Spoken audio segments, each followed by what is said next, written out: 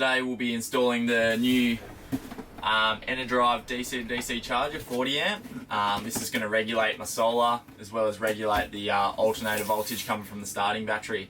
The reason I went with Enerdrive is because this van already has the 2000 watt inverter and also the 3-stage 240 volt charger for when you're plugged into mains power. So I thought I'd keep it all Enerdrive, the whole system, and get their DC to DC charger too. A few reasons why I went with Enerdrive. One is they're a pretty reputable company. The name Enerdrive is pretty synonymous in the industry. Enerdrive builds systems from the ground up. They build complete off-grid systems, so pretty much anything you can think of to do with 12 volt, Enerdrive provide it. And not only do they provide it, but it plays well together, where if you start mixing matching different companies' gear, that's when you have some issues. So it's pretty much a one-stop shop. Not only do they build complete systems, but they also have awesome tech support. So if you have any issues with any of their gear, you can just ring them up and they'll talk you through it, diagnose the problem with you. And also they offer a 5-year warranty on all their products, which is pretty good as well. I'll talk you through what we're running at the moment. To start off with, we've got the 240 volt 3-stage charger for when you're plugged into mains power and you want to charge your setup. That has 3 stages, so yeah, it bulk charges, it float charges, it does everything that you could want it to do. It senses how much voltage is already in your battery and it accommodates for that nicely. That's also programmable, so it doesn't matter what battery you have, whether it's AGM, lead acid, lithium, whatever, it's going to suit your needs. So I've got the 2000 watt inverter. That was standard in the van, came with this model, which is really good for running all your 240 volt house appliances like kettles. Can run a toaster, hair straightener, coffee machine, pretty much anything you can throw at it. Unfortunately, that isn't wired up to our aircon, which is a bit of a bummer. I think our aircon's 2.6 kilowatts, so it doesn't quite cut the crust, but yeah, almost there. That's something that probably our next van will want to have, is be able to run the aircon off grid. So another good thing Enerdrive do is they make a little display screen for their inverters. You don't actually have to lift the bed up to do anything with the inverter. It's already it's got a interface on the front there, so which is super handy. All their gear runs super quiet under the bed, and yeah, which is good for when you're sleeping. You don't want to hear something just like rattling on all night, carrying on. So yeah, that's one thing they do really well. For this install, I've just fabbed up a little bracket for the Enerdrive system to come and sit on. I'm just going to bolt that in under the bed here so it sits all nice and everything's real accessible, and hopefully keep it really neat and tidy. So that's just a bit of folded aluminium, just to the same size as the actual DC charger itself, which should look pretty good. This system also has the option to install ignition system, so it comes off your car to say it's either running or not, and it cuts out the charger and stops pulling any charge off your battery.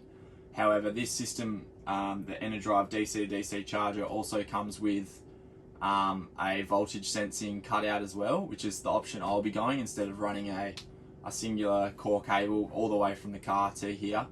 I'll cut all that out and just use the voltage sensing option. One quick tip is always read your instructions before installing any of this sort of gear. Just take that 5 minutes and have a read through it. You might learn something about the system as well. Without fluffing around anymore, let's get into the install video.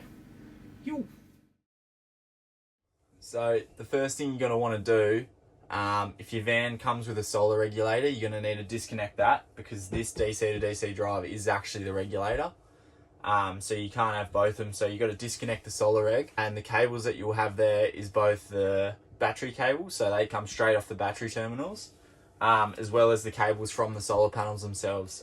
Once you've disconnected the solar reg and labelled both the cables, solar and obviously your battery cables, then you're going to have to locate the cable that you've run from your actual alternator itself, which I have here. I need to still run a negative off the battery, so I'm going to go ahead and do that. So I'll have a red and a black from the source, which is the alternator. I'll have a red and a black from the solar as well, and I'll have a red and a black to the battery terminals. So you've got to make sure they're all correctly polarity wise, and they're all correct in what they actually are themselves. First thing I'm going to do is take off this shroud. Protects the terminal, so you just need a little screwdriver.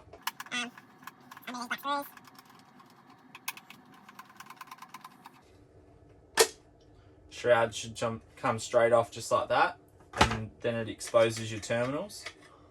This is where the operator's manual comes in, so you're going to need that, and that pretty much goes through all the different channels that you need and gives you a nice diagram as well, so you don't actually have to know much about anything to be able to get this right. So yeah, you just follow the prompts, which is all indicated here in the install manual.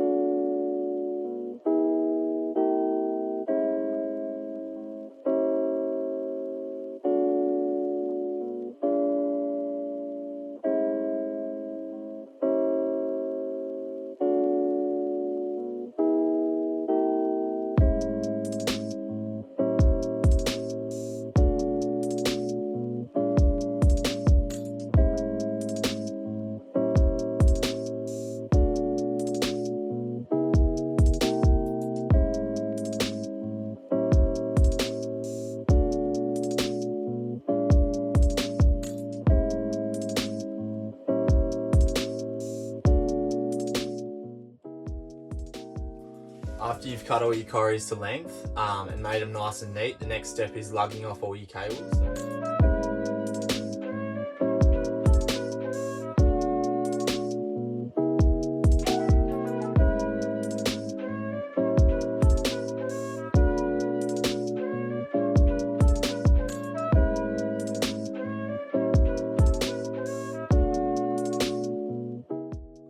The next step after you've lugged off all your cables is to heat shrink them.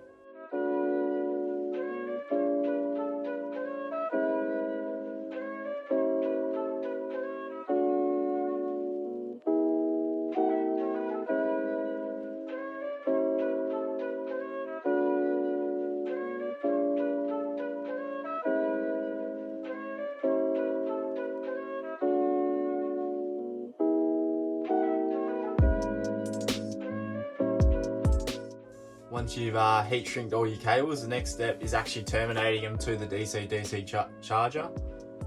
Just make sure you're getting your connections right to the right terminals. You don't really want to cross it up and short something out in this thing.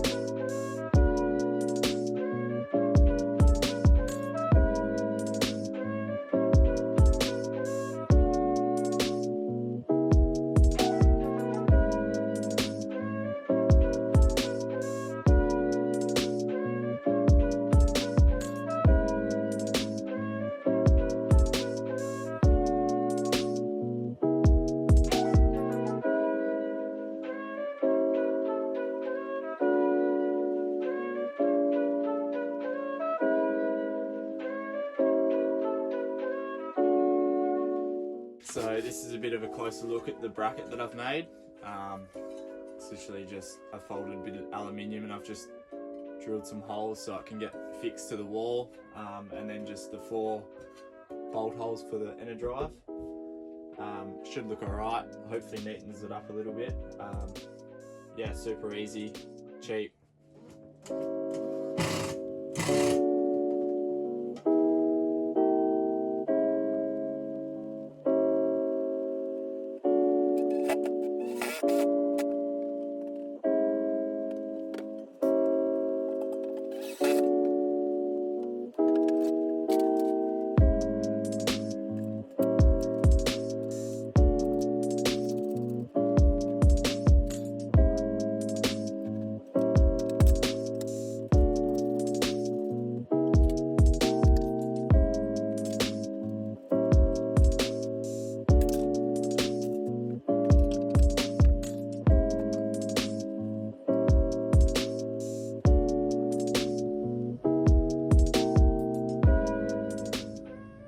have it, guys. The DC2DC charger is installed.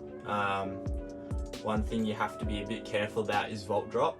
I've got to redo my cable from my alternator to the Anderson plug on the back of my car because I've selected a cable size that's slightly too small.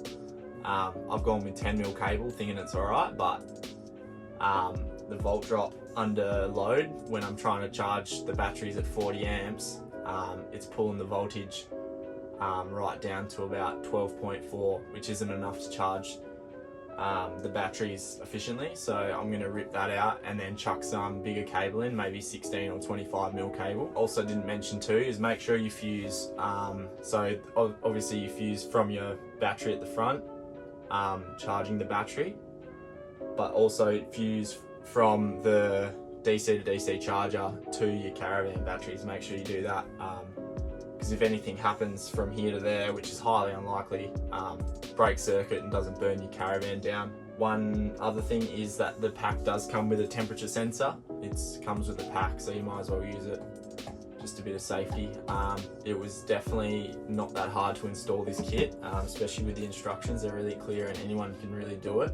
Just obviously check and test, make sure you fitted it off right before you power it up. Take your time and yeah, get it right the first time, because sometimes you don't get a second shot depending on how bad you stuff it up the first time. So that'd be my advice if you're going to do this yourself. So yeah, but it's all good for me, so anyone else can do it themselves. I'm sure they can.